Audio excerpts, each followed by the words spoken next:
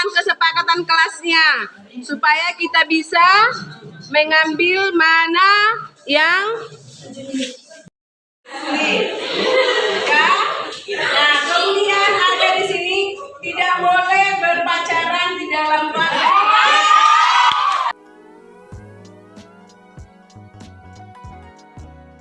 Tata tertib seminar mini Selasa 8 November 2022 di kantor guru SMA Negeri 2 Siborong-Borong. Adapun tata tertib kita yang pertama adalah pembukaan dari protokol, doa pembuka dari Ibu S. Manalu, pembukaan dari Ibu Kepala Sekolah SMA Negeri 2 Siborong-Borong. Yang keempat, pemaparan materi yang dibawakan oleh Ibu Nancy Sihombing SPD. Kemudian kita nanti diskusi, dan yang terakhir adalah penutup, dan doa penutup dibawakan oleh Ibu Rameli Sinaga. Terima kasih, puji dan syukur kita panjatkan kepada Tuhan Yang Maha Kuasa atas berkat dan kasih-Nya kita masih bisa berada di tempat ini dalam rangka mengikuti seminar mini yang dibawakan oleh Ibu Nancy Sihombing. Ada baiknya pada saat ini kita mengikutinya dengan hati yang ikhlas dan dengan semangat yang baru di pagi hari ini. Semoga diskusi kita dari pemaparan Ibu Nancy Sihombing bisa mengubahkan kita menjadi seorang guru yang benar-benar bertujuan untuk meningkatkan pendidikan yang ada di Indonesia. Demikianlah yang bisa saya sampaikan. Selanjutnya doa pembuka dari Ibu S. Manalu. Kita bersatu di dalam doa.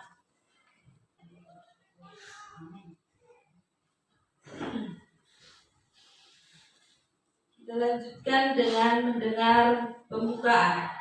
Arahan dari Ibu Kepala Sekolah, waktu dan tempat kami persilakan. Selamat pagi buat kita semuanya. Terima kasih kita ucapkan kepada Tuhan Yang Maha Kuasa, dimana pada pagi hari ini kita dalam keadaan sehat walafiat, ya, dalam acara pelaksanaan seminar budaya positif calon guru penggerak angkatan 6 oleh Ibu Nancy Sihombing. Tepuk tangan dulu buat Ibu. Maka untuk itu, ya, kegiatan ini akan saya buka. Terima kasih. Terima kasih untuk pembukaan dan arahan dari Ibu Kepala Sekolah. Semoga diskusi kita hari ini bisa tercapai sesuai dengan keinginan Ibu Kepala Sekolah. Demikianlah sekarang saatnya kita mendengarkan paparan materi dari Ibu N. Sihombing.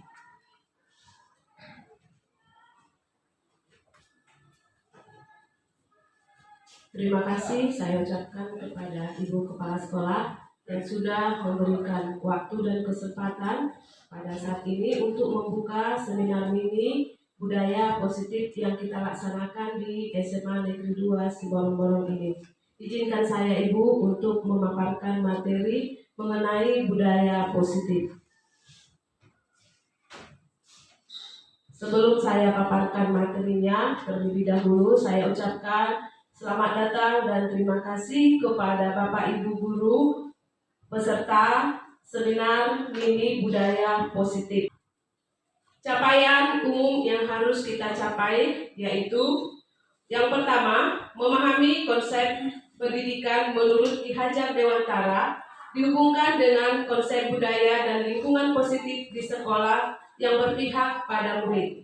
Yang kedua, melakukan evaluasi dan refleksi tentang praktik disiplin dalam pendidikan Indonesia secara umum untuk mendapatkan pemahaman baru mengenai konsep disiplin positif untuk menciptakan murid dengan profil pelajar Pancasila. Yang ketiga, memahami peran sebagai guru untuk membangun budaya positif dengan menerapkan konsep disiplin positif dalam berinteraksi dengan murid. Capaian khususnya mendemonstrasikan pemahaman calon guru penggerak mengenai konsep budaya positif yang di dalamnya terdapat konsep perubahan paradigma stimulus respon dan teori kontrol. 3. Teori motivasi perilaku manusia, motivasi internal dan eksternal, keyakinan kelas, hukum dan penghargaan. 5. Kebutuhan dasar manusia. Kemudian 5. Posisi kontrol guru dan segitiga restitusi. Yang kedua, menerapkan strategi disiplin positif yang memerdekakan murid untuk menciptakan ekosistem sekolah aman dan berpihak kepada anak. Yang ketiga, menyusun langkah-langkah dan strategi aksi nyata yang efektif dalam mewujudkan kolaborasi dengan seluruh pemangku kepentingan sekolah agar tercipta budaya positif yang dapat mengembangkan karakter murid. Yang keempat, bersifat reflektif dan kritis terhadap budaya di sekolah dan senantiasa mengembangkannya sesuai kebutuhan sosial murid. Kesepakatan seminar belajar. Di sini kami buat kesepakatan kita nanti yang akan kita laksanakan selama berlangsungnya seminar ini. Yang pertama, seluruh peserta seminar itu memiliki kesempatan berpendapat.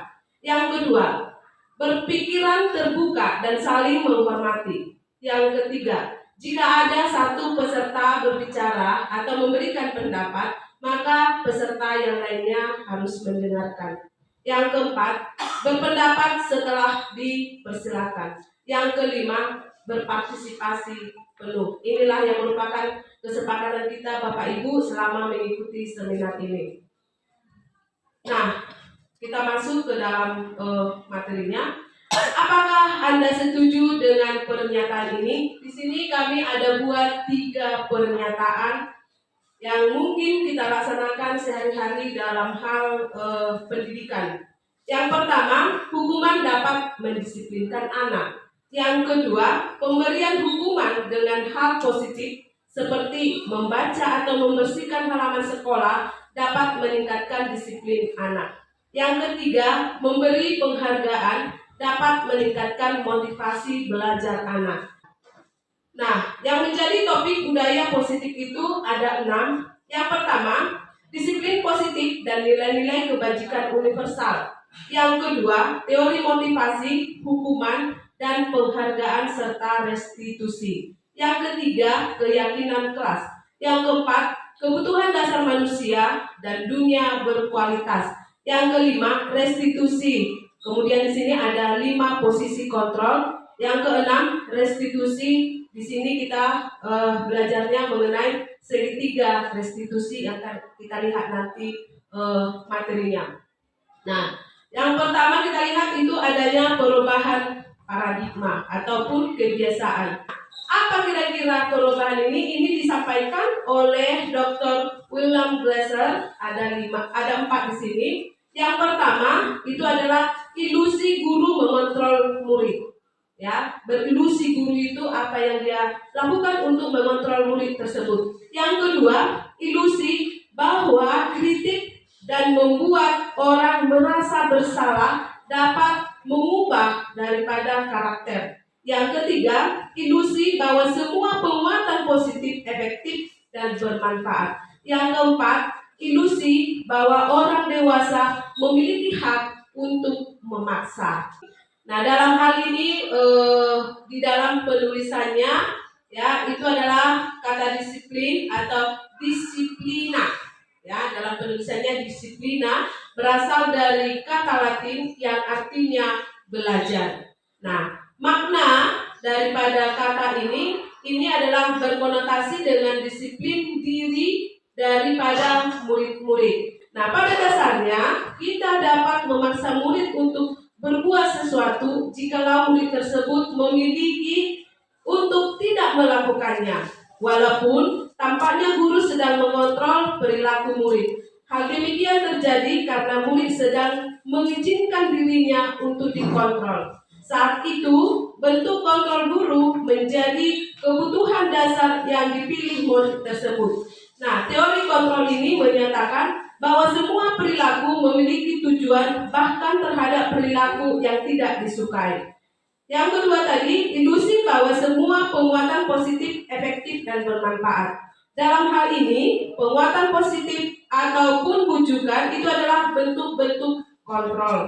Nah, segala usaha untuk mempengaruhi murid akan mengulangi sesuatu perilaku tertentu adalah suatu usaha untuk mengontrol murid tersebut. Dalam jangka waktu tertentu, kemungkinan murid tersebut akan menyadarinya dan mencoba untuk menolak bujukan kita, atau bisa jadi murid tersebut menjadi tergantung pada pendapat sang guru untuk berusaha.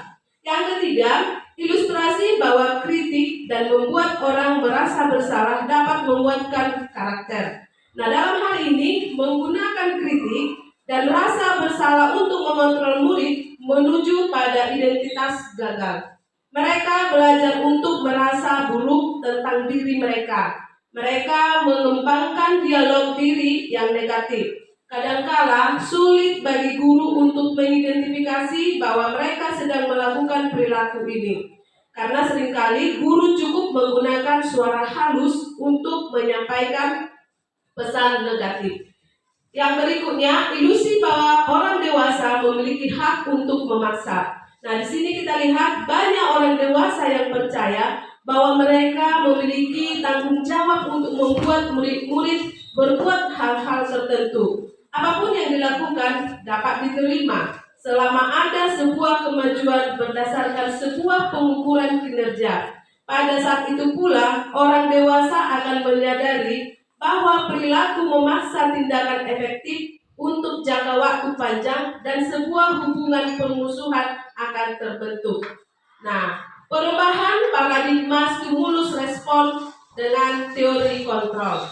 Di sini kita membuat suatu pertanyaan, bagaimana seseorang bisa berubah dari paradigma stimulus kemudian menjadi sebuah respon kepada pendekatan teori kontrol. Ini disampaikan oleh Stephen Coroni, di mana dalam hal ini dia menyatakan bahwa bila kita ingin membuat kemajuan perlahan, sedikit-sedikit kita harus dapat mengubah sikap atau perilaku. Namun, bila kita ingin memperbaiki cara-cara utama kita, maka kita perlu mengubah kerangka acuan kita. Maka, ubahlah bagaimana Bapak Ibu guru melihat dunia pendidikan ini, bagaimana Bapak Ibu guru berpikir tentang manusia, bagaimana Bapak Ibu guru mengubah paradigma. Nah, dari teori motivasi, hukuman dan penghargaan serta restitusi.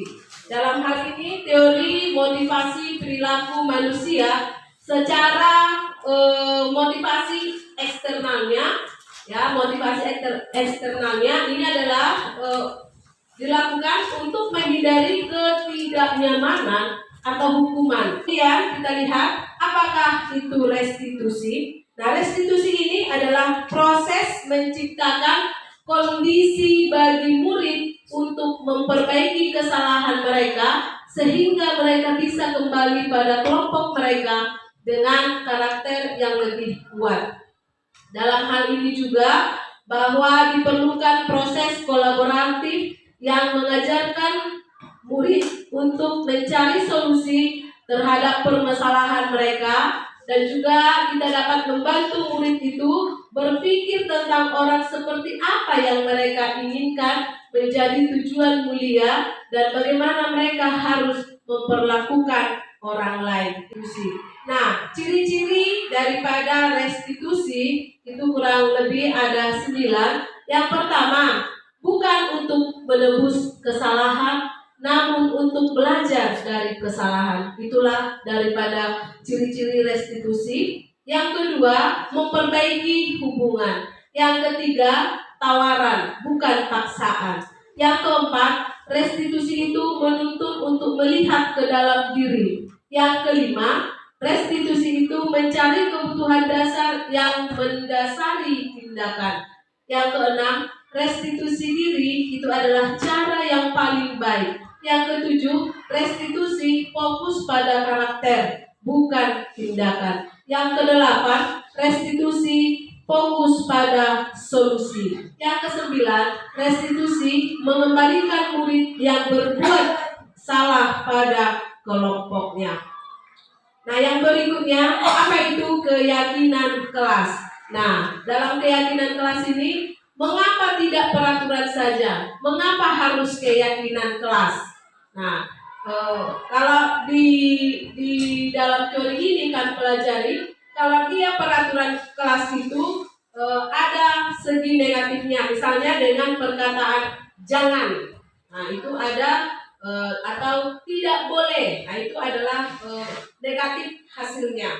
Nah, jadi dalam hal ini kita harus membuat keyakinan kelas ataupun keyakinan terhadap anak kita itu. Membuat suatu keyakinan kelas, bukan peraturan, dengan adanya kesepakatan. Ya, apa kesepakatannya?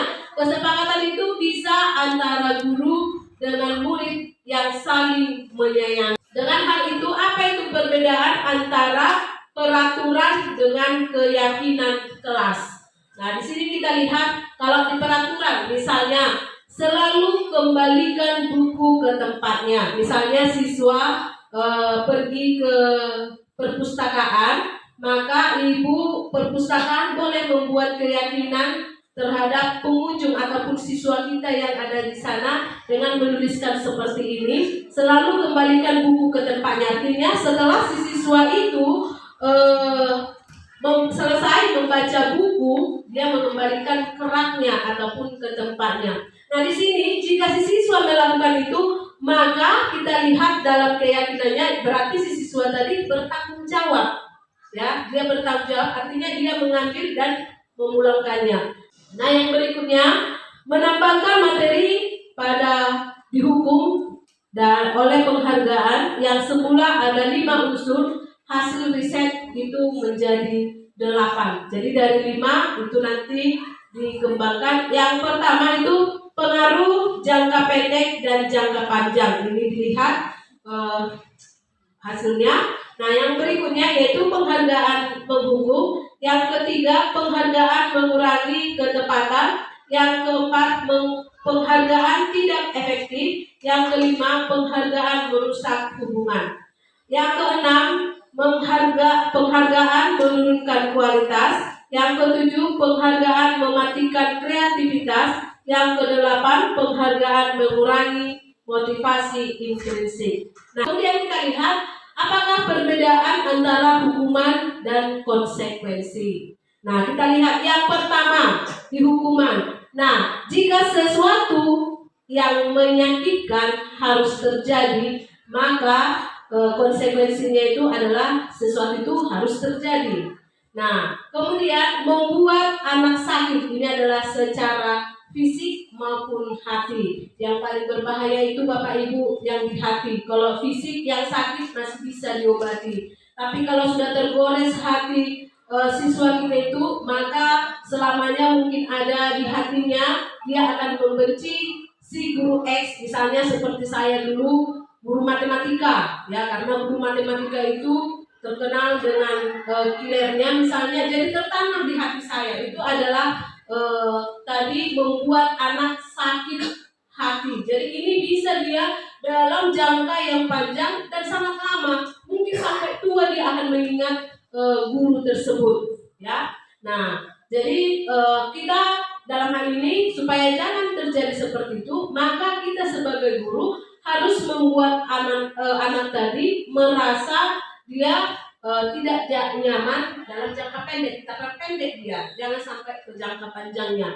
Nah, kemudian yang ketiga, anak membenci kedisiplinan, ya. Nah, sebagian memang anak itu suka dengan yang sekolah yang disiplin, tapi ada sebagian kecil anak-anak kita itu tidak suka dengan sekolah yang disiplin. Maunya dia akan melakukan sesuka hatinya. Nah, dalam hal ini maka anak kita harus ajak dia untuk menghargai disiplin tadi. Nah, kemudian paksaan, ya. Sering kita juga Bapak Ibu guru melakukan secara tidak sengaja paksaan terhadap siswa kita itu.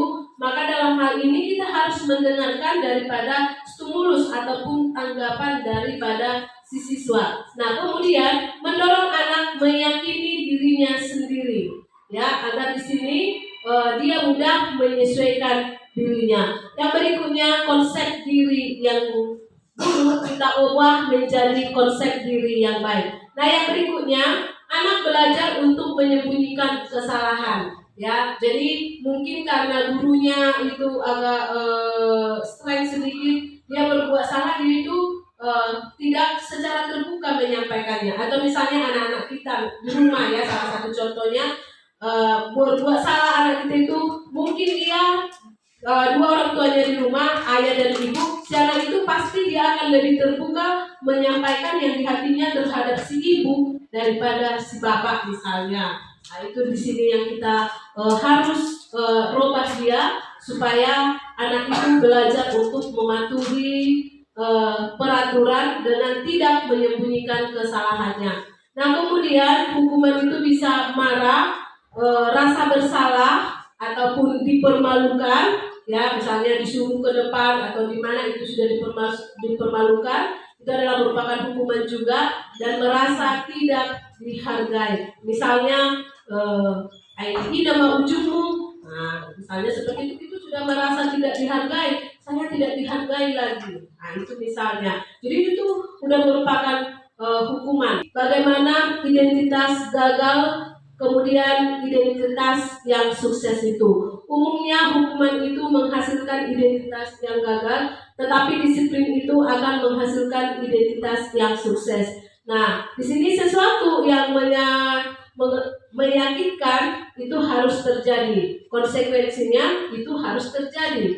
Kemudian restitusinya kita bisa salah satu restitusi itu merupakan pilihan yang kita lakukan. Nah, kemudian adanya tidak nyaman untuk murid ataupun anak untuk jangka yang panjang, maka konsekuensinya itu adalah tidak nyaman untuk murid ataupun anak dalam jangka pendek.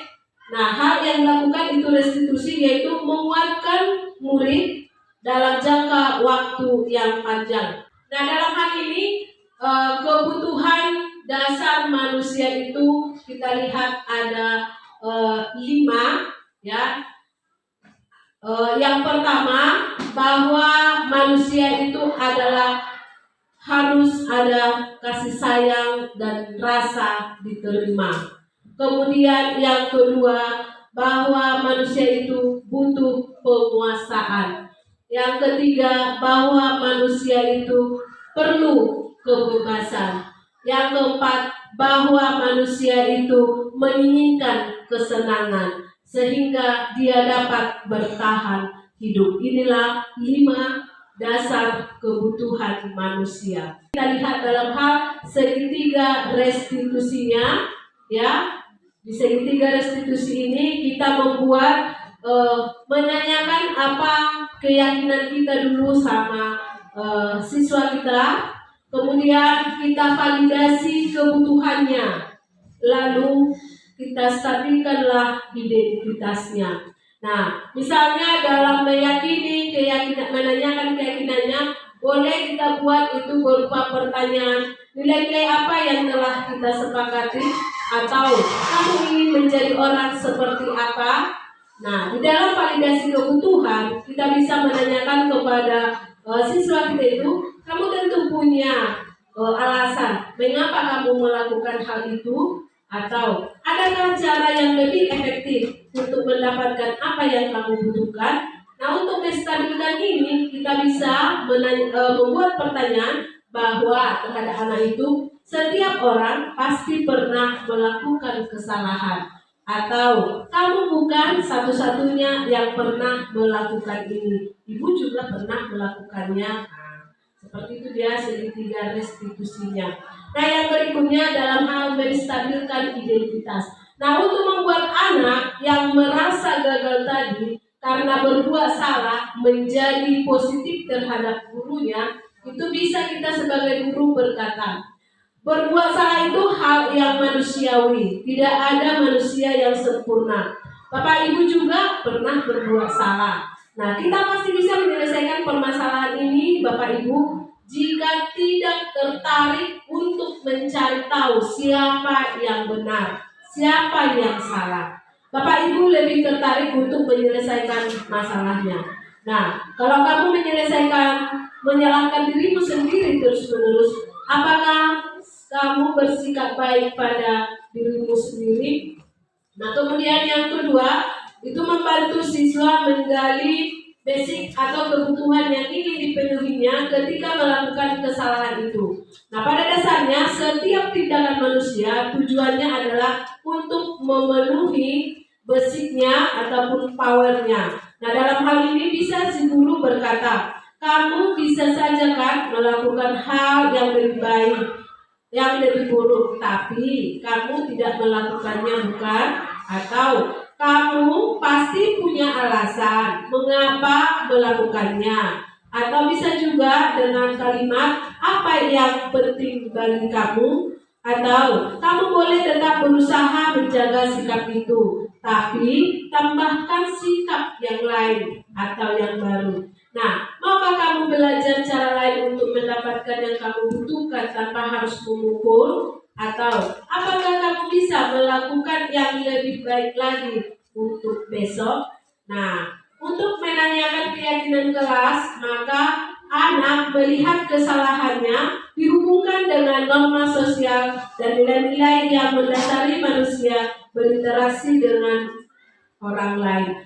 Guru atau kita dapat berkata untuk menanyakan keyakinan ini dengan apa nilai yang kita percaya di kelas ataupun di sekolah kita, atau nilai-nilai universal apa yang telah kita sepakati, atau kelas yang ideal itu seperti apa, atau kamu ingin jadi anak seperti apa, atau bisa juga apa yang kamu rasakan, atau ketika kamu melakukan itu kamu menjadi orang yang seperti apa. Nah, kemudian ini yang bisa kita lihat dalam hal intervensi 30 detik. Nah, intervensi 30 detik ini maksudnya Bapak Ibu, misalnya si anak tadi sudah melakukan kesalahan, kita panggil tadi ke ruangan kantor guru atau BP. Nah, setelah itu kita persilakan si siswa duduk, kemudian kita tanya dia, apa kamu ingin berbuat lebih baik? Nah, kita suruh dulu si siswa tadi merenung dengan pertanyaan tadi selama 30 detik. Ya. Setelah 30 detik nanti, maka si siswa itu dengan sendirinya setelah dia merenung, dia akan memberikan jawaban dengan tersendirinya. Atau misalnya, apakah saat ini kamu sedang menjadi orang yang sedang kamu ingini? Nah, itu misalnya, apakah saat ini kamu sedang menjadi orang yang sedang kamu ingini? Maksudnya, apakah kamu saat ini adalah seperti keinginanmu? Nah, itu dia kalau dia berbuat salah. Nah, atau bisa juga, apakah kamu bisa mengubah kegiatan kamu saat ini menjadi sikap yang lebih membantu? Nah, kalau kita buat pertanyaan-pertanyaan ini, misalnya ini hanya sebagian yang bisa kita buat pertanyaannya, atau bisa kita munculkan lagi pertanyaan selain daripada itu. Ya, ini adalah merupakan contoh yang dilakukan intervensi selama 30 detik, sehingga nanti si siswa itu akan memberikan jawaban dari dalam dirinya ataupun dari dalam hatinya hasil dari intervensinya. Nah, refleksinya bagaimana? Nah, maka akan terjadi yang pertama, hal buruk apa yang mengubah paradigma saya yang saya dapatkan. Yang kedua, perasaan apa yang muncul selama mengikuti sesi ini, khususnya mengenai makna, disiplin, dan motivasi. Ini yang mau kita refleksi Bapak Ibu. Kemudian yang ketiga, peran among atau pamong. Ya, seperti apakah saya telah lakukan selama mengikuti modul atau kegiatan budaya positif ini. Yang keempat, saya akan menjadi among atau pamong yang seperti apakah setelah mengikuti modul ini. Nah, itulah yang merupakan materi kita pada hari ini, ya. Demikian pemaparan materi saya pada budaya positif ini, sehingga kita bisa menimbulkan daripada suatu diskusi, ya, diskusi Bapak Ibu daripada budaya positif. Setelah saya ikuti tadi Bu, sebenarnya pemaparan ini sudah saya sendiri dari dulu ya, sudahnya saya laksanakan itu di lapangan, tapi terkadang seperti tadi ada intervensi 30 detik itu Bu, jujur ya saya pribadi sudah saya lakukan di lapangan. Faktanya Bu, seperti saya kebetulan wali kelas dari 10 IPS 3, ya, udah tahu lah kita karena kita di sini ada rankingan. Di sana kan rata-rata semua yang sudah di bawah kemampuannya, gitulah Bu ya. Seperti pas semalam kebetulan terjadi, saya buat PR singkatnya sebenarnya minggu sebelumnya. Semua laki-laki di ruangan itu ada sejumlah 16 orang ya. Hanya 2 orang lah yang mengerjakan tugas ini. Lalu saya suruh maju, saya bingung Bu, mau menghukum sejumlah siswa 16 orang dengan waktu hanya 2 kali 45 menit. Saya harus melanjutkan pelajaran bagi yang siswa yang baik mengerjakan tugas dengan yang 16 orang lagi, kan gitu Bu. Tadi ada ibu di situ refleksi 30 detik. Andailah saya lakukan ini untuk 16 orang, kapan lagi saya harus mengajar yang baik-baik ini Bu, yang disiplin tadi mengerjakan tugas. Jadi dari tadi pikiran saya, bagaimana kira-kira solusi untuk yang seperti ini, supaya tetap terlaksana budaya positif tadi di situasi yang seperti itu. Terima kasih. Baik, Ibu Rameli Sinaga, terima kasih atas pertanyaannya. Sebenarnya jujur Bapak Ibu, saya pribadi pun sulitnya melaksanakan budaya positif ini, sulitnya untuk merubah. Tapi setelah saya katakan, saya mengikuti program pendidikan guru penggerak ini, ya, mau tidak mau Ibu, kita harus melaksanakan tugas itu karena sudah itulah tugas kita, ya, dimana dalam Ki Hajar Dewantara, Ibu, ya, Bapak Ibu di Ki Hajar Dewantara atau Bapak Ki Hajar Dewantara itu menyatakan bahwa anak itu atau kita guru, kita harus menuntun. Nah, kita harus menuntun si anak tadi. Kita itu guru, bukan guru lagi namanya, tapi harus pamong atau among. Nah, kemana kita sebagai pamong atau among terhadap anak yang tidak kita lahirkan. Karena apa? Karena memang anak-anak kita ini Ibu memiliki kodrat zaman yang berbeda-beda. Kodrat zaman itu adalah lingkungan yang berbeda-beda, keadaan yang berbeda-beda dari keluarga misalnya, ataupun dari lingkungan rumahnya. Nah, jadi di sini kita harus sebagai pamong. Nah, tadi Ibu ada punya masalah terhadap anak IPS yang tidak melakukan tugas sebanyak 16 orang. Di antara 36 orang lah Ibu kita katakan. Berarti 20 orang melakukan tugasnya, 16 orang lagi tidak melakukan tugasnya. Nah, Ibu katakan tadi dengan waktu yang 42 kali 40 menit, bagaimana saya bisa menghukumnya kan gitu kan pertanyaan Ibu. Nah, dalam hal ini Ibu, sejalan dengan kami mempelajari daripada guru penggerak ini, kita tidak boleh menghukum siswa itu di depan temannya, di depan kelas. Jadi seperti tadi yang sudah saya sampaikan materinya, itu kita harus memanggil si siswa tadi di kantor guru atau di BP itu secara pribadi Bu, tidak boleh rame-rame. Supaya apa? Supaya privasinya itu tidak tahu orang, sehingga dengan kita memanggil dia akan terbuka. Nah tadi di situ kan ada kita sebagai teman. Kalau boleh kita di sini dalam masalah ini sebagai teman, itu dia permintaan materi ini. Nah materi ini tadi saya sudah alasi ya Bu, saya pribadi pun sulit masih untuk melakukannya. Tapi apa boleh buat Ibu, sejalan beriringnya waktu kita harus berlahan. Tadi kan sudah dibuat di dalam pemaparan awal, berlahan. Jadi tidak semudah membalikkan telapak tangan. Dan memang di budaya positif ini sebenarnya Bu, yang perlu itu pertama itu yang kita rubah adalah diri kita duluan. Nah, diri kita duluan kita rubah, baru nanti kita bisa mentransferkannya kepada siswa dengan perbuatan kita. Nah, jadi di sini tadi masalah Ibu itu tidak boleh sekali 16-nya dihukum dan tidak boleh sama hukumannya walaupun sama kesalahannya, karena kemungkinan si anak tadi punya alasan masing-masing kenapa dia tidak mengerjakan tugasnya.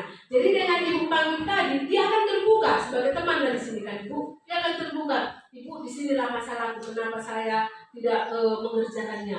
Jadi Ibu nanti balik tanya ke siswa itu, kalau itu masalahmu, kira-kira nak, apalah solusi yang kita buat. Jadi anak itu sendiri yang memunculkan solusinya. Nah kalau dikatakannya solusinya Bu menurut saya ini, nah lakukanlah nak. Tinggal itu Bu, itu yang kita lakukan. Itu yang bisa saya sampaikan kepada Ibu Sinada. Kapan saya bisa mengambil secara pribadi ini anak yang tadi Bu? Kalau saya ganti di jam pelajaran yang lain nanti kan mungkin istirahat hanya 15 menit. Paling berapa orang lain bisa saya ini? Waktu kapan saya bisa untuk menindaklanjuti intervensi saya yang 30 detik ini ke siswa? Oke Bu, oke sudah Ibu. Nah, menurut tuntunan daripada kita di sini Ibu sama seperti tadi saya kembalikan, kita adalah pamong. Jadi kita sebagai pamong atau among itu Bu tidak melihat waktu.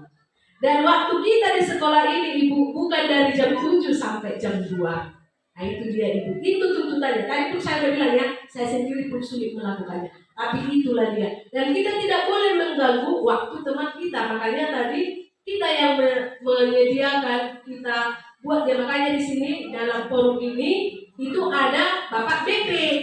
Nah, jadi kita dibantu oleh Bapak BP. Tapi dalam hal ini Bu, karena masalahnya ada sama Ibu duluan yang menyelesaikannya. Ya, kalau Ibu tidak mampu menyelesaikannya, barulah ke wali kelas. Tidak mampu wali kelas, baru ke BP. Itu sebenarnya aturannya Ibu. Jadi kita kan di sekolah kita ini sering kita tahu rapat pleno lah kita siswa X sudah keluar. Nah, padahal kita masuk di kelas itu kita nggak tahu apa masalah si siswa itu, kenapa bisa keluar dan kapan dikeluarkan. Nah, kita nggak tahu. Nah, kalau dalam hal ini setelah kami mengikuti pendidikan ini itu adalah kurang tepat. Jadi kedepannya makanya dibuat ini transformasi daripada materi budaya positif ini biar semua kita Bapak Ibu guru tahu cakupan daripada budaya positif ini. Itunya tujuannya dari pendidikan guru penggerak ini, selain untuk memenuhi tugas kami, juga untuk mentransferkan daripada ilmu yang kami dapat itu supaya bisa kita laksanakan. Karena apa? Karena ke depan Bapak Ibu ini pasti terlaksana. Apa yang menjadi tolak ukur kita? Ya, langkah yang pertama itu seperti yang saya katakan tadi Bu, kita mulai dari diri kita dulu. Ya, silakan Ibu Renova menambah. Sedikit memberi pendapat ya Bapak Ibu. Sebenarnya kalau kita posisi guru ini sebenarnya kan kalau kita ingat dulu mungkin waktu SD kita pernah kita dengarkan semboyan Tuturi Handayani, Madia Mahmud Karsa, Ngaso Sutulodo kan itu dia. Jadi di situ kan ada 3 semboyan, di mana dia ketiga semboyan itu berbeda. Semboyan yang pertama dia Ngaso Sutulodo, artinya di sini seorang pemimpin harus memberikan teladan. Jadi artinya kita sebagai guru harus bisa sebagai teladan kepada siswa kita. Jadi ketika ini terjadi bagaimana caranya seperti ini. Contoh di sekolah kita ini ada aturan datang tepat waktu. Nah ketika siswa ada datang terlambat, kita hukum mereka dengan mencabut rumput itu sudah hukuman, tidak sesuai lagi dengan tuntutan kurikulum kurikulum mereka. Jadi bagaimana caranya? Ya kita buatkan saja, kita jangan ada yang terlambat supaya siswa pun merasa guru aja tidak ada yang terlambat, apalagi kami. Jadi nanti dengan perlahan ini gak akan langsung terjadi 100%, tapi berlahan-berlahan ataupun berangsur. Jadi kebiasaan kehadiran datang tepat waktu itu akan menjadi kebiasaan di anak didik kita, bahkan di kita sendiri. Itu yang pertama, dia semboyannya ingaso sutulodo. Yang kedua, ada dia ingmadia mangunkarso, yang artinya kita di tengah-tengah sebagai pendorong atau membangkitkan semangat anak didik. Jadi tadi kita kan di depan, di tengah, dan di belakang. Itulah posisi guru. Jadi di depan tadi kita memberi teladan, di tengah kita membangkitkan semangat anak. Jadi bagaimana kita supaya bisa membangkitkan semangat anak? Ya kita harus tahu 5 posisi guru tadi. 5 posisi guru tadi itu ada sebagai penghukum, membuat merasa bersalah, kemudian sebagai teman, ada sebagai pemantau, kemudian ada sebagai manajer. Sebelum kita sebagai manajer ini, kita juga sebagai pemantau, dan saya rasa itu semua sudah kita lakukan. Artinya ketika kita masuk di dalam kelas, setiap hari ada catatan-catatan khusus dari siswa itu kita di situ sudah sebagai pemantau. Jadi hari ini si A tidak hadir, besoknya si A tidak mengerjakan tugas, besoknya si C seperti ini. Artinya sudah ada catatan khusus. Begitu juga di BP. Dengan berlakunya angka kredit itu bukan berarti tidak ada lagi pelanggaran, ada. Tetapi kan angka kredit itu sudah merupakan konsekuensi, bukan hukuman.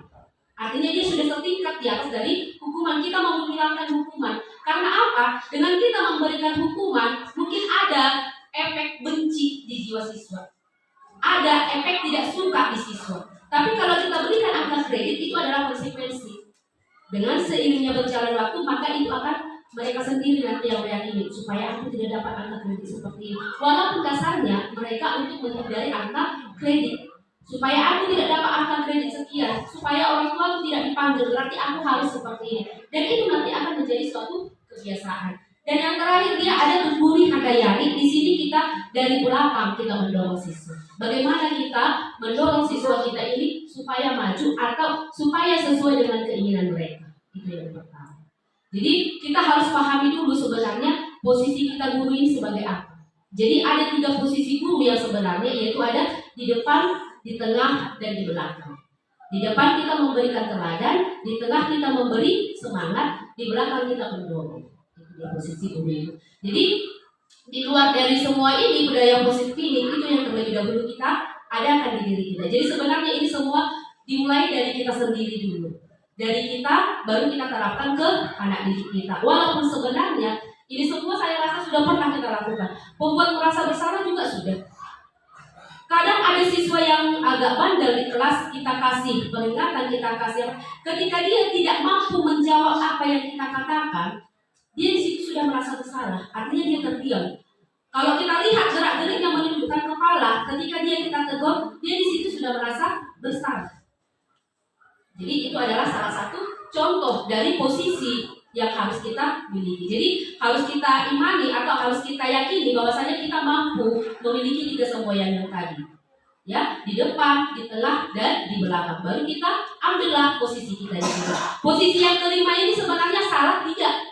Tidak salah. Tapi ada kalanya kita bisa menempatkan posisi penghukum itu di mana? Posisi kita sebagai pembuat merasa bersalah itu di mana kita tempatkan? Artinya dari berbagai kasus yang ada di siswa kita bisa kita tempatkan posisi kita. Jadi kalau kita bisa sebagai teman, kadang ada efek negatif kalau kita menjadi teman. Mereka menganggap kita sebaya. Nah, jadi sebagai teman ini pun kita sebenarnya harus ada batas-batasnya. Jadi nggak selamanya kita harus menjadi teman siswa.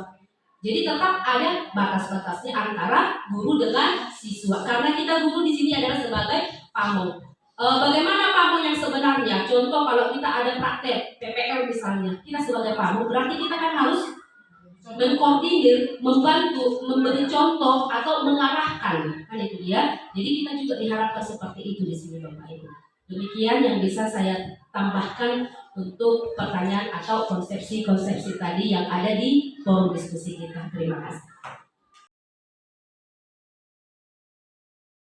Praktisi. Nah ini tambahan ya. Jadi arahan dari Kemendikbud ini bukan tugas ya, bukan tugas kami lagi sebenarnya. Ini adalah arahan dari Kemendikbud bahwa di sekolah kita ini kita harus membentuk komunitas praktisi. Ya, jadi komunitas praktisi ini bisa dia minimal beranggotakan 5 orang. Ya, nah, jadi kita lihat dulu apa itu daripada tujuan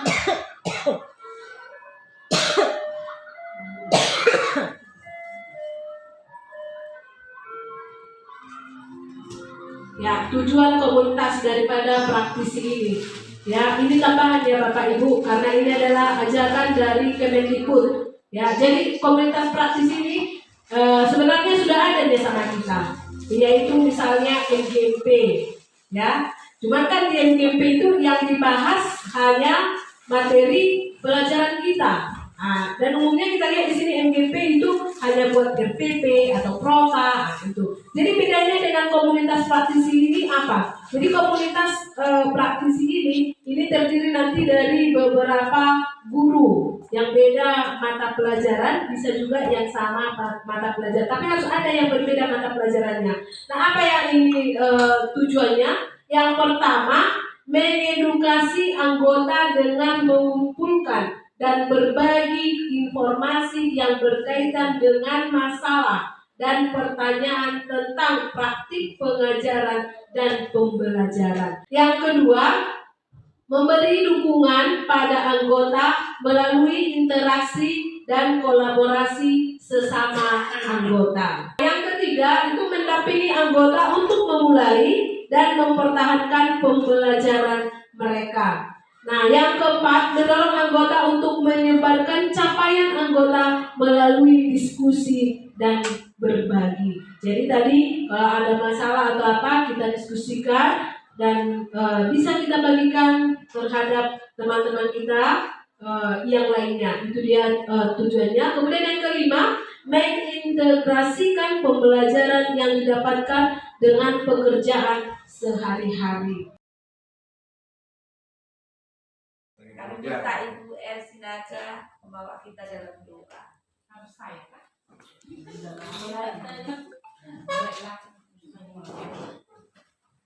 Kita bersatu dalam doa. Bapa di surga, kembali kami bersyukur Tuhan pada siang hari ini. Dengan segala kasih kemurahan Tuhan, kami bisa mengikuti seminar ini yang dibawakan oleh Ibu Enci pada saat ini. Kami sudah selesai Tuhan mendengarkan pemaparan dari Ibu Enci Mombi. Terima kasih Tuhan Yesus. Kami sampaikanlah kehidupan kami saat ini Tuhan dalam tangan pengasihan. Dalam nama Tuhan Yesus kami berdoa dan mengucap syukur. Amin.